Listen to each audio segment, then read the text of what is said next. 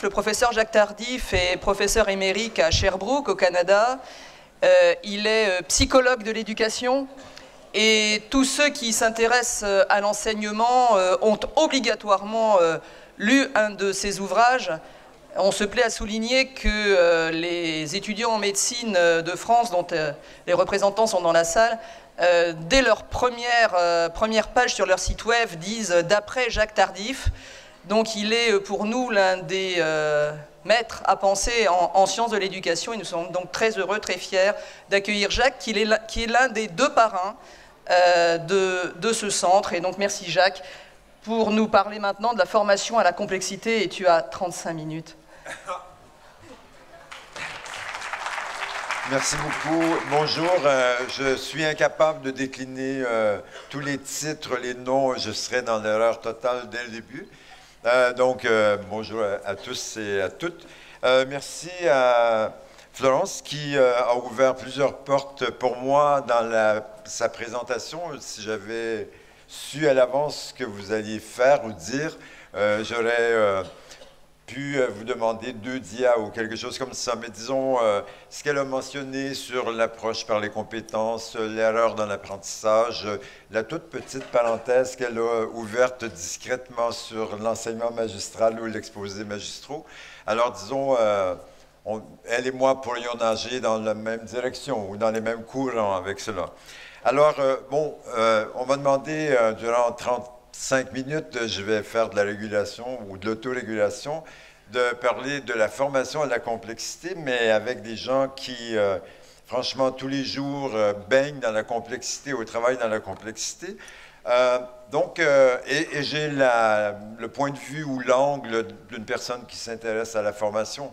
Par conséquent, je vais beaucoup insister sur l'apprentissage et comment y arriver. Voilà pourquoi ça m'intéressait d'entendre Florence Girard tout à l'heure.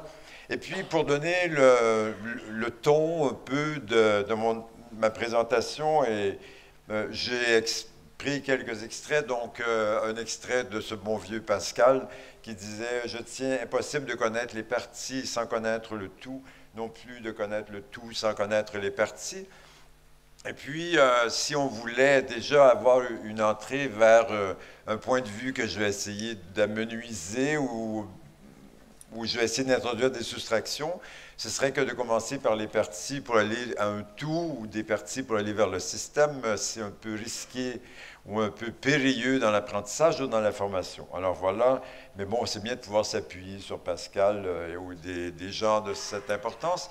Et puis, parmi les gens qui ont écrit sur la complexité, certainement que Edgar Morin est une des personnes qui a le plus travaillé, qui a le plus conceptualisé ça.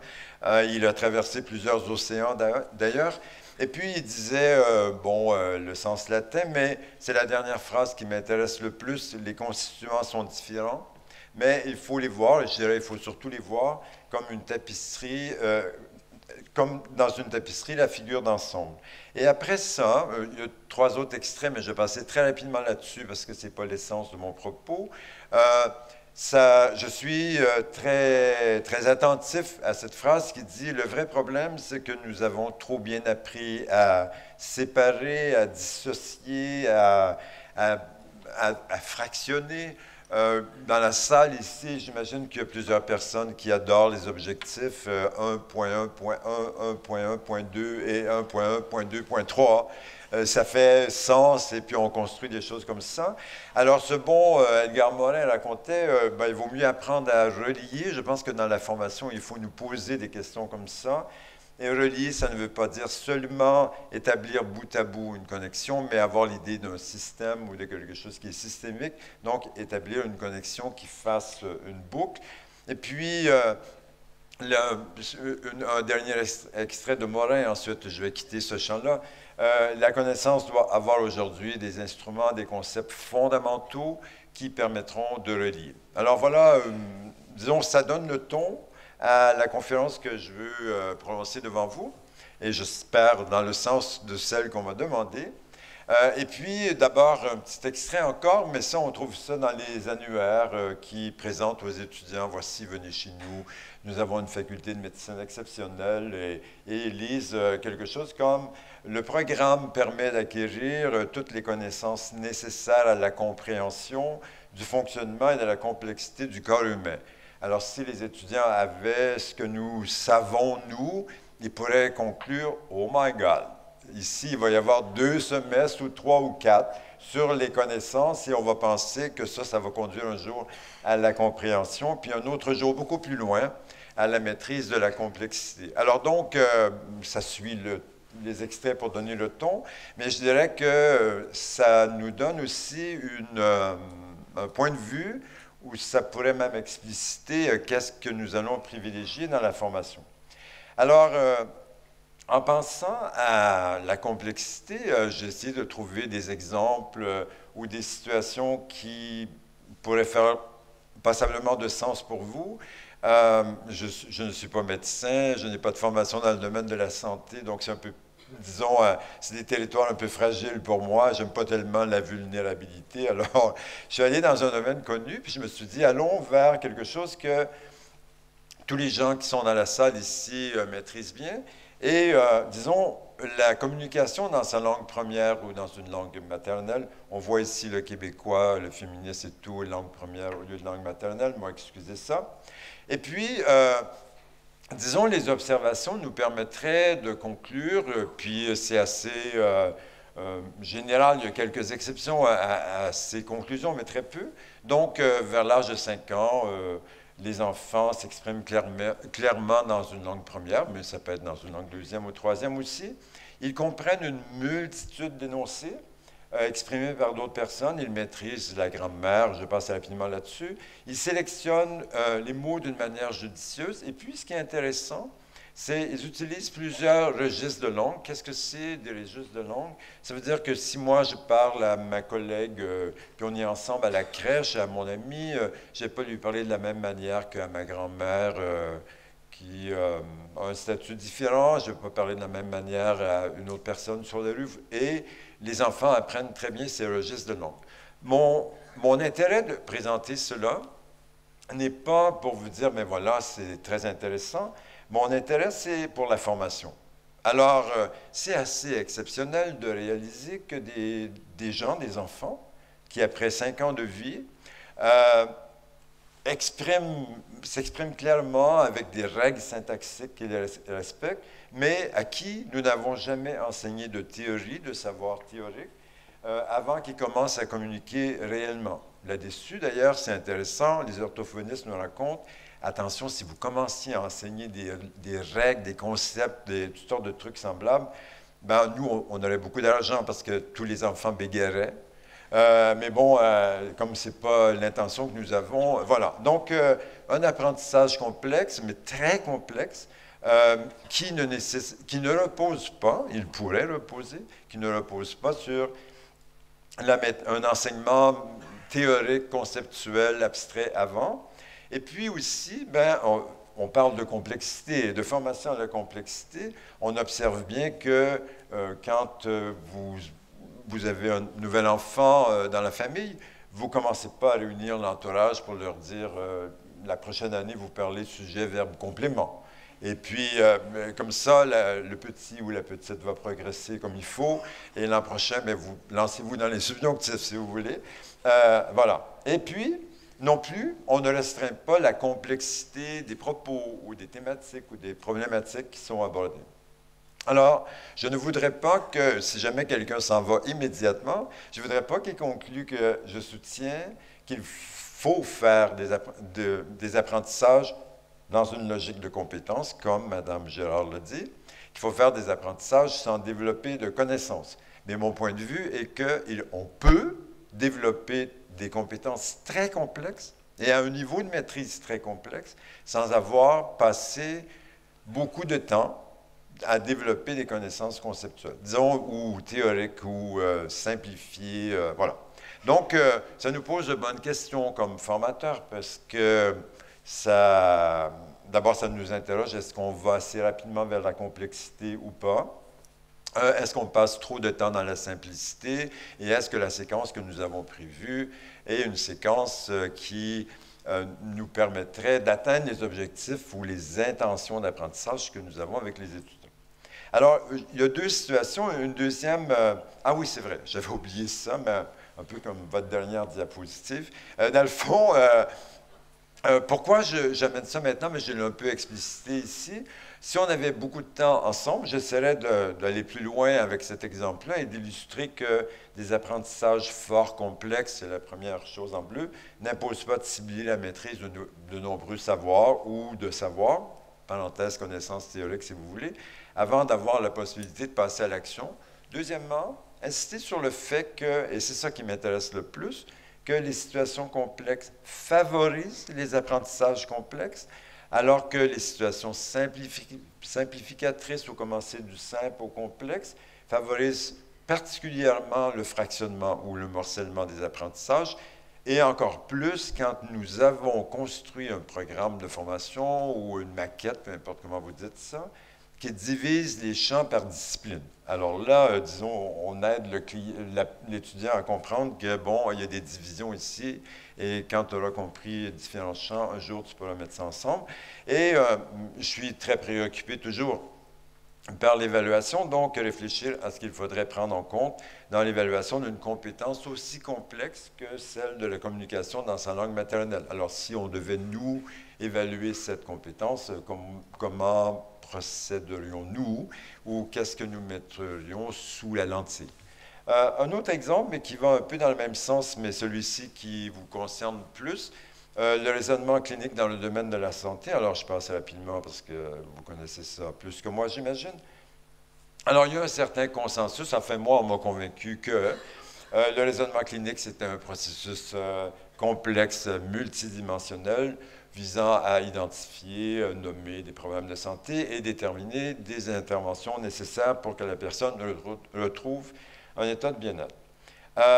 C'est intéressant parce qu'il y a eu, il y a longtemps, disons jusqu'au fin des années 1900, au début des années 2000, un grand nombre de recherches qui argumentaient que, oh mon Dieu, je me fais peur tout à coup, excusez-moi, je voulais prendre le laser, voilà, qui argumentait que le raisonnement clinique, c'est un truc de chaînage avant, ou forward reasoning. Alors, l'idée, c'était que, bon, on rencontre un patient ou on est en relation avec un patient et c'est database. On ramasse des données, donc on recueille des symptômes, mais on les analyse, on formule un diagnostic et finalement on propose une intervention thérapeutique. Disons, actuellement, bon, ce n'est pas un consensus parce qu'il n'y en a jamais, mais les recherches auraient tendance à dire celui ou celle qui fait un raisonnement clinique plutôt expert, c'est une personne qui fait du backward reasoning ou du chaînage arrière. Donc, dès qu'il entend quelques indices, dans sa tête, une multitude d'hypothèses, dit-on 5, 6, 7, apparaissent. Et, bon, les médecins parlent beaucoup de scripts de maladie ou il y a même des tests de concordance de scripts, voilà. Et donc, ce que fait le professionnel, c'est qu'il cherche à confirmer l'une de ces hypothèses, c'est le deuxième point, mais en même temps, c'est le troisième, il cherche à infirmer les autres hypothèses, donc c'est une démarche en concomitance qui est cognitivement extrêmement complexe.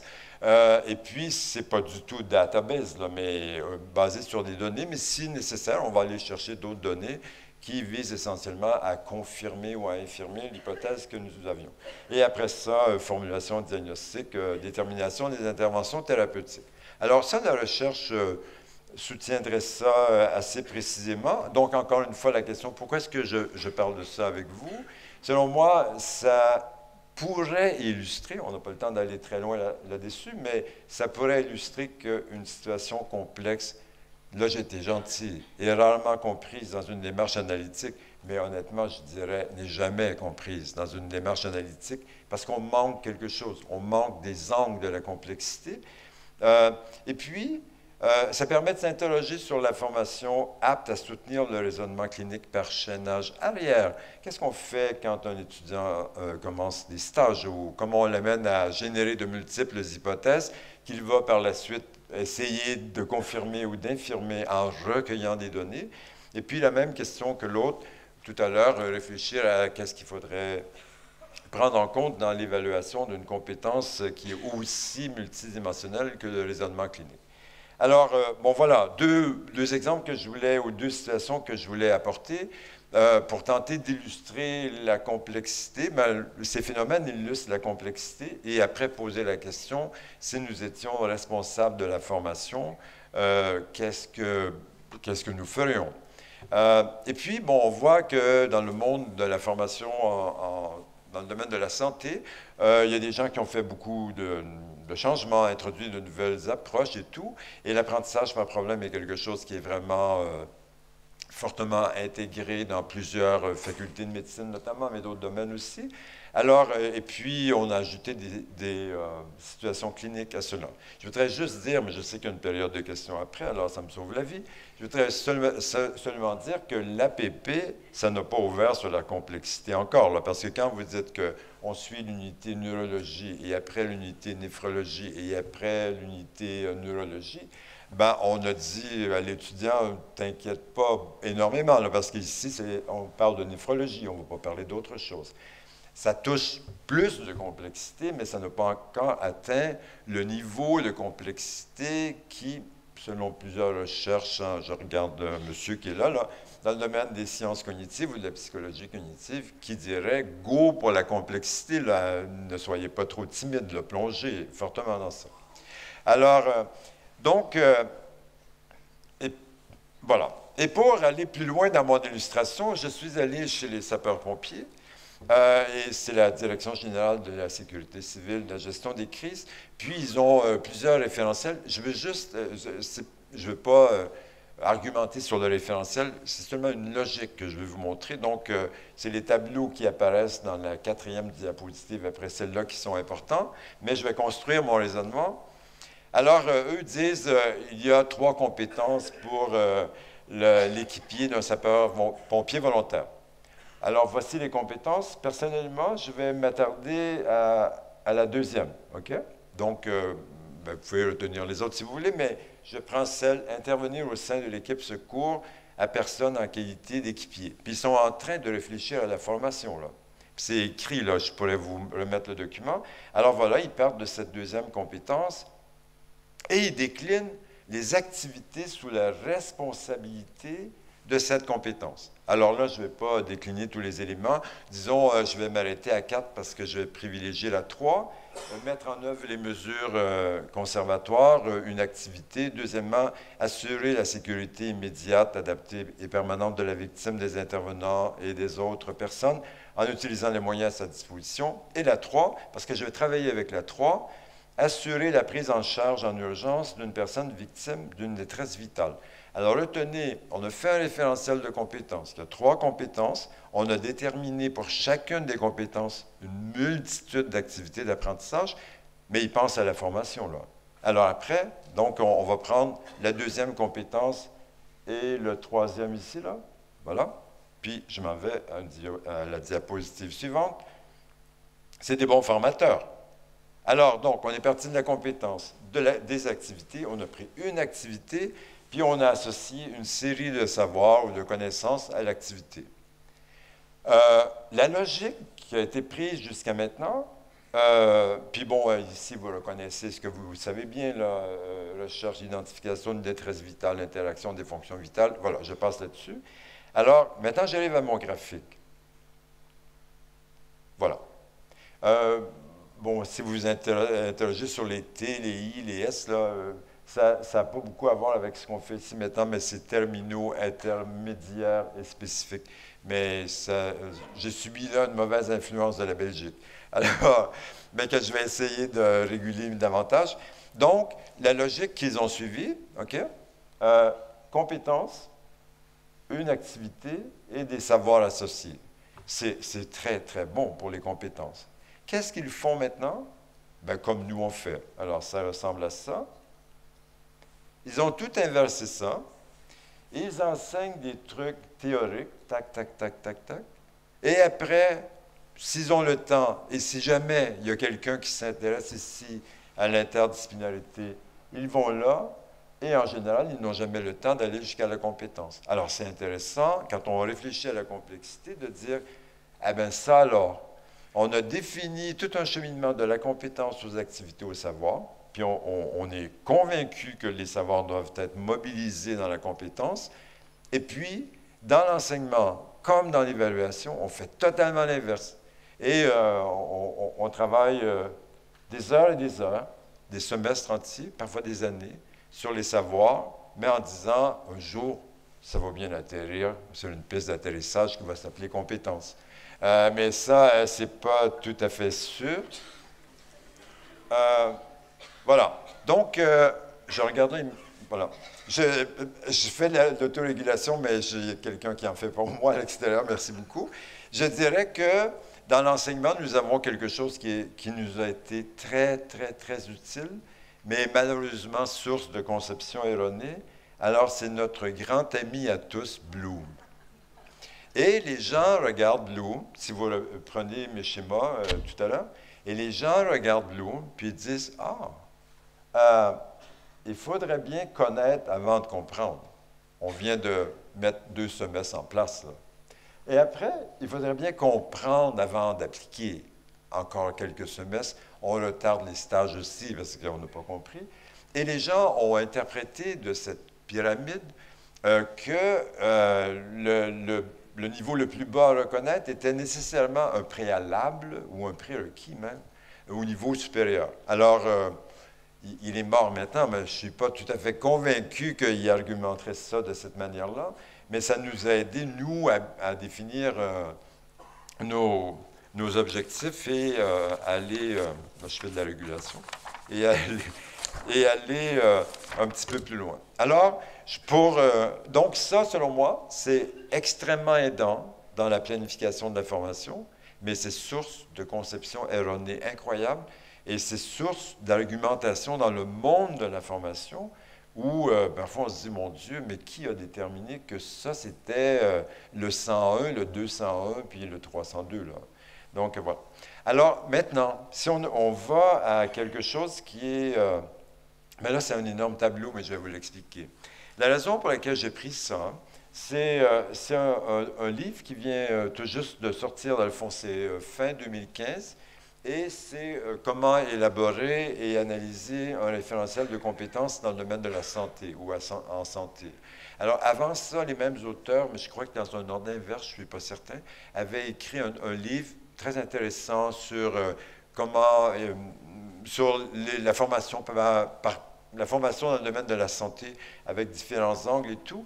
Alors ici, je voudrais juste insister sur le fait que, eux disent, c'est écrit dans le livre, là, il faut redire ce premier niveau ici, là, avant celui-là. Donc, avant construire et appliquer des ressources hors contexte. Et il faut pouvoir appliquer des ressources hors contexte avant de mobiliser, intégrer et transférer, ce qui est le 3e niveau ou le dernier, ressources en situation authentique. Et puis, vous voyez, il y a quelque chose qu'ils ont appelé ici des domaines d'activité. Alors, vous le connaissez, cognitif, métacognitif, etc. Et puis, sur redire, on est dans une logique de connaissance déclarative, connaissance théorique ou de l'ordre de concept. Pourquoi j'insiste là-dessus? Parce que, on peut mettre ça en relation avec Bloom, et aussi, dans les formations par compétences, on vient du monde qui adorons, moi-même, les listes kilométriques. Là, on aime ça, mettre un petit crochet, c'est fait, c'est fait, c'est fait. Et quand on commence à décomposer, parfois, ça nous fait dire des choses comme, par exemple, il va y avoir des connaissances déclaratives, redire, sur quelque chose qui s'appelle le psycho-affectif ou le social. Et là, disons, nos cases ou nos petits carrés qui sont antérieurs à d'autres perdent un peu le sens ou ont moins de signification. Alors donc, mais le livre antérieur qui, lui, parlait de la formation dans le domaine de la santé, notamment par compétence, c'est un livre très intéressant. Celui-ci, ça vient d'un guide pédagogique de Book publie des choses comme ça. Alors, pour terminer bientôt cette présentation, qu'est-ce que tout ce que je vous raconte depuis tout à l'heure, mais en prenant différents exemples, qu'est-ce que ça m'amènerait, moi, à mettre en exergue? Donc, je dirais, c'est obligatoire, c'est pas un choix. Il faut prendre en compte la complexité des situations, des problèmes, des cas, dès les premières heures de la formation. C'est le couvercle de la boîte du casse-tête ou du puzzle avant qu'on commence à jouer avec les petits morceaux. Donc, ça, c'est vraiment crucial. Et puis, ma ligne de conduite ou mon principe directeur serait la cohérence. La cohérence de la démarche, la cohérence dans le raisonnement clinique, la cohérence dans le processus qui est mis en place, plus que les étapes. Les étapes me préoccupent, mais dans un second temps, parce que ce qui m'intéresse le plus, c'est, comme Florence Gérard le mentionnait tout à l'heure, moi je n'en parlerai pas, mais tout ce qu'elle a dit sur la posture réflexive, bis, bis, bis, je suis totalement d'accord avec ça, et puis plus loin, on va voir quelques éléments. Elle a parlé d'interdisciplinarité. Bon, moi, j'ai mis trans, mais je ne ferai pas une thèse de doctorat sur nos distinctions. Là. Donc, imposer la transdisciplinarité dans toutes les étapes de la formation, c'est surtout step outside the limit. Donc, sortir des champs, intégrer ça. Et je dirais, ici, je rejoins vraiment la posture réflexive. Donc, c'est important de créer des moments spécifiquement dévolus à l'explicitation. Parfois, ici, on appelle ça le debriefing ou le réfléchir à son action, ce n'est pas grave, comme on l'appelle, mais ça permet de formaliser ses connaissances, de formaliser ce qu'on a appris. Et puis, il faut accorder du temps à la transférabilité, les apprentissages, parce qu'on n'a pas le temps. Quelqu'un, au tout début, c'est vous, monsieur Jean-Claude, je vais dire ça comme ça, voilà, parce que je n'ai pas assuré de votre nom de famille, qui avait parlé de situations authentiques, je pense, ou voilà. Donc, on n'a pas le temps de traverser toutes les situations authentiques. Alors, dans la formation, tout le monde travaille avec l'étudiant ou l'étudiante va transférer ce qu'il a appris. Et puis, exiger souvent des moments d'auto-évaluation, posture réflexive, régulière dans la progression de l'apprentissage, mais du parcours de professionnalisation, mais de la part de l'étudiant. Voilà. Et bon, des gens ont parlé également de la posture, c'est le mot difficile à dire pour un Québécois, posture éthique, parce qu'on ne dit pas ça comme ça, nous on dit éthique.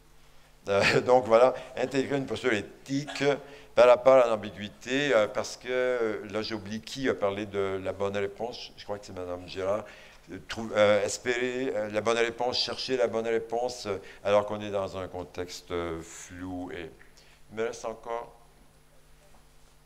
15?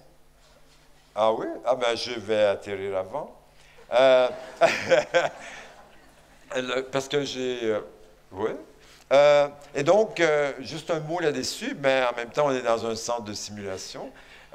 Et puis, j'entends parler de serious games ou de jeux sérieux. Donc, j'ai une petite allergie cutanée, disons, aux jeux sérieux. Mais je vais changer mon point de vue bientôt. Mais j'ai vu des jeux sérieux, j'ai vu des jeux sérieux qui étaient tellement simplificateurs et qui étaient tellement procédurales ou tellement séquentiels et tellement épurés aussi de la complexité que je me suis dit, au terme de ce jeu, il doit y avoir des apprentissages qui ont besoin d'être complétés ailleurs. Et donc, dans le fond, le seul cue, le seul indice que là, la seule suggestion, éviter la simplification ou la soustraction, parce que ce qui nous préoccupe, c'est vraiment intervenir dans la complexité. Et puis, je trouve que quand on s'intéresse à la complexité, là, je parlerais plus à des gens, enfin, disons que je porte mes vêtements nord-américains, je ne sais pas exactement ce qu'on fait en France, je sais un peu quand même, dans la recherche en médecine, mais donc c'est comme si je m'intéresserais plus à des médecins, parce que le monde des soins infirmiers ou le monde du nursing a ouvert les portes plus largement qu'en médecine, selon ce que je connais. Donc, faire des recherches qui ne considèrent le patient comme un sujet et non pas seulement lui poser 3 questions ou 5, puis se retirer dans son laboratoire ou dans son environnement, puis calculer des moyennes, des écarts-types ou des corrélations de Pearson, puis dire « Ah, voilà, je vais faire une publication là-dessus ». Mais vraiment, si on s'intéresse entre autres à l'éducation, à la santé, des phénomènes, des problèmes de santé au long cours, faire des recherches qui sont de nature plus compréhensive, interprétative, reconnaître l'importance de la parole de l'autre et l'information qu'il peut nous donner. Donc, aller vers des recherches, pour le dire autrement, qui seraient plus qualitatives, quoi. Et puis, dans le domaine des sciences sociales, qui touchent beaucoup les sciences de l'éducation, maintenant, on voit des recherches que moi-même, je ne pourrais pas vraiment conduire, là, parce que moi, je suis né dans le positivisme, et j'en ai calculé des moyennes, des écarts-types. J'ai fait promener des rats dans des labyrinthes en mettant des graines au bout pour qu'ils soient contents. Donc, c'est long pour moi d'apprivoiser tous ces éléments-là. Mais j'ai vu des recherches quand même influencées par l'univers des sciences sociales ou de la recherche en sciences sociales où les sujets co-problématisent, co-analysent, co-construisent avec le chercheur ou ici avec le patient. Alors, je terminerai là-dessus. Pour moi, dans le fond, si j'avais une intention en préparant, j'en avais plusieurs, mais si j'avais une seule en préparant cette conférence, ce serait de dire, je vais essayer de trouver des éléments qui nous permettraient de réfléchir à les limites de la compréhension linéaire, séquentielle, procédurale, mécanique. On fait d'abord 1 et ensuite 2 et ensuite 3 pour aller vers la complexité. Et puis, ça ne serait pas inintéressant, ça serait au contraire intéressant de partir de la narration, de la description, pour aller jusqu'à la compréhension et l'interprétation. Mais disons que tout à l'heure, quand je vous ai écouté, Mme Gérard, j'ai regretté de ne pas avoir dit partir de l'argumentation sur sa progression pour aller jusqu'à la prise en compte de tous ces éléments. Merci beaucoup.